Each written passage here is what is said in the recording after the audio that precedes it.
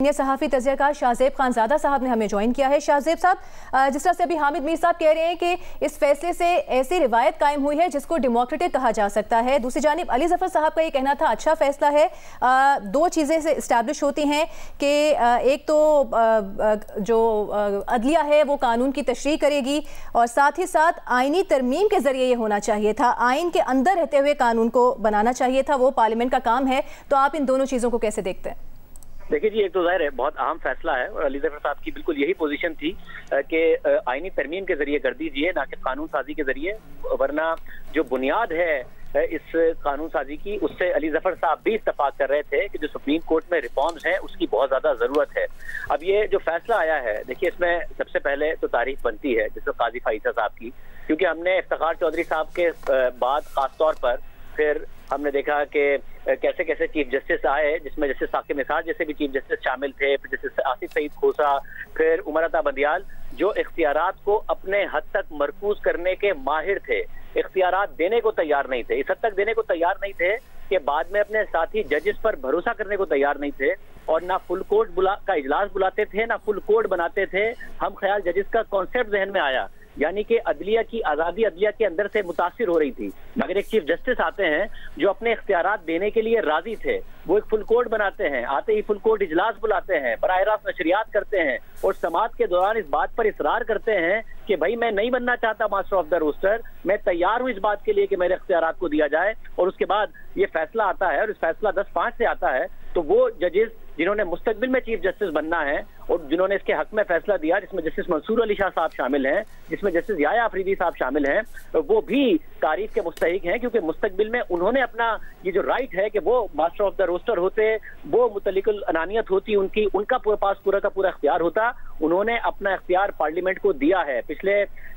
हमने इफ्तिखार चौधरी साहब के जमाने से तो ये देखा कि जुडिशरी ने पार्लियामेंट का पूरा इख्तियार अपने पास ले लिया था, सिर्फ और सिर्फ कानून साजियां नहीं बल्कि आइन साजी भी अगर की गई 17वीं-18वीं तरमीम के जरिए, तो उसमें भी पार्लियामेंट को मजबूर किया गया कि जी आप अदलिया के मामलात में क्यों मुदाखलत कर रहे हैं, इसमें तरामीम कीजिए, और वो तरामीम करनी पड़ी। आपने मुल्क के वजीर आजम को जो करोड़ों अवाम का वोट लेके आता है उसे पाबंद किया कि आप अकेले फैसले नहीं करेंगे बल्कि काबीना के तहत फैसले करेंगे, मगर चीफ जस्टिस साहब खुद अपने इख्तियारात में कॉम्प्रोमाइज करने को तैयार नहीं थे, उन्हें बांटने को तैयार नहीं थे, अपने जजेस पर भरोसा करने को तैयार नहीं थे। और जस्टिस उमर अता बंदियाल ने तो सारी हदें ही मेरा ख्याल है क्रॉस कर दी थी, जिस तरीके से उन्होंने जुडिशरी को तकसीम करके रख दिया था, तो बड़ा क्रेडिट है जैसे काजी फाइजा का। एक और बात भी आज के फैसले में नजर आती है हमें, ये हम ख्याल जजेस का और फिर एक ही जैसे फैसले देने का कॉन्सेप्ट नजर आ रहा था। देखिए आज जो मुख्तलिफ शिकें थी उसमें अगर एक शिक ये थी कि अकेला चीफ जस्टिस फैसला नहीं करेगा बल्कि 3 सीनियर जजेस फैसले करेंगे कि बेंच कैसे बनना है, तो वो फैसला 10-6 का है। तो अपील का हक देने का फैसला 184(3) के जरिए वो 9-9-6 का है, यानी जजेस ने अगर एक तरफ 10-5 पर से फैसला दिया है तो दूसरी शिक पर 9-6 से फैसला दिया है। फिर एक और फैसला कि माजी से इतलाक होगा या नहीं होगा वो 8-7 से है, यानी मेजॉरिटी जजेस ने इस बात की मुखालफत की है। यही तो खूबसूरती है जुडिशरी की कि जजेस के दरमियान इख्तिलाफ राय हो, ना कि आपस में ऐसा इख्तिलाफ हो कि धड़े बन जाएं। आज नजर आया है कि जो धड़ेबाजी शुरू की थी जैसे उमर अता बंदियाल साहब ने, उसमें जो दूसरी तरफ के जजेस थे वो एक धड़ा नहीं बनाया हुआ था उन्होंने, बल्कि वो आइन और कानून के साथ खड़े थे। और नजर आता है कि एक तरफ वो 10-6 से फैसला दे रहे हैं, तो एक फैसला वो 10-5 से फैसला दे रहे हैं, तो दूसरा 9-6 से और तीसरा 8-7 से, यानी जजेस में इख्तिलाफ राय है, उनकी अपनी एक आजाद राय है। दूसरी तरफ जाहिर है वो जजेस हैं जो मुस्तकबिल में चीफ जस्टिस बनेंगे, मोहतरम जस्टिस मुनीब अख्तर साहब, जस्टिस एजाजुल एहसन साहब, जस्टिस